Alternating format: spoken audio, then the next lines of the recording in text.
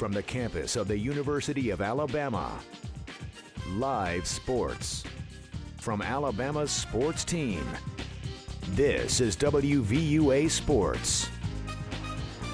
Well, the defending Super Bowl champs could be without one of their defensive leaders at the beginning of the year. Former Crimson Tide star Dante Hightower had surgery on his right shoulder, which will cause him to miss between 6 and 7 months. So bad news for Dante and the Pats. Hello, everyone. I'm BJ Millican. In tonight for Gary Harris, the Alabama football team returned to the practice field this afternoon. Big Cam Robinson wasn't in his usual left tackle spot. Instead, as you see, he was on the exercise bike. A lot of youth expected to make a big impact this spring, especially guys who have now been in the system for a year or more.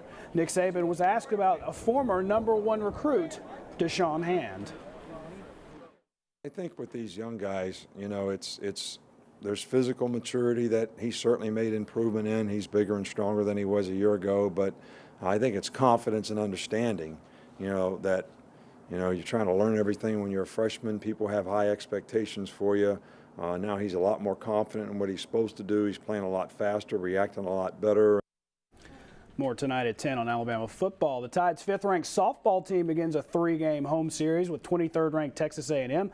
Game 1 begins at 6:30. We'll have highlights at 10. Now, Bama's baseball team was in Game 1 of a doubleheader against Florida this afternoon. Tied down 4-2 in the 7th until Will Haney sends a bouncer down the line. That brings 2 runs across. The game is tied at 4. We're still in the 7th. Bama tacked on 3 more. Make that 5 more. Kyle Overstreet with the single. Currently, the game is tied at 9 apiece. A lot of scoring in that one. We'll have both games highlights tonight at 10.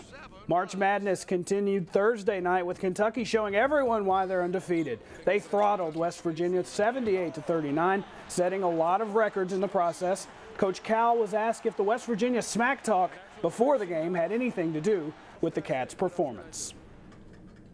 We've had teams talk before the game. I mean, someone going to come in and say we're going to lose?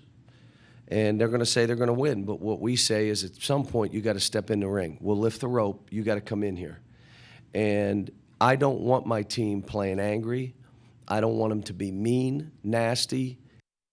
Kentucky's going to face Notre Dame on Saturday with a trip to the Final Four in the balance. Here's a look at the games on tap tonight. The Elite Eight will be complete a little later on. The coaching carousel did a lot of turning on Friday.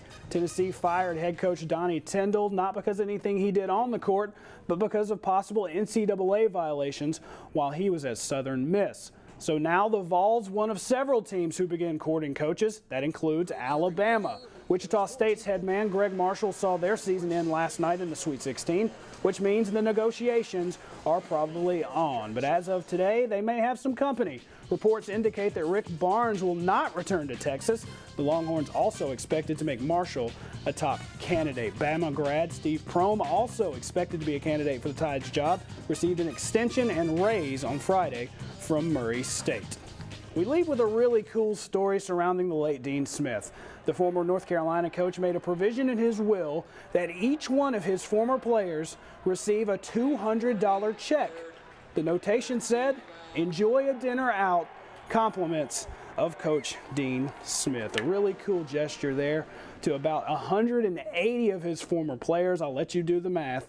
Much more sports tonight at 10. The news, of course, at 6 continues after this break.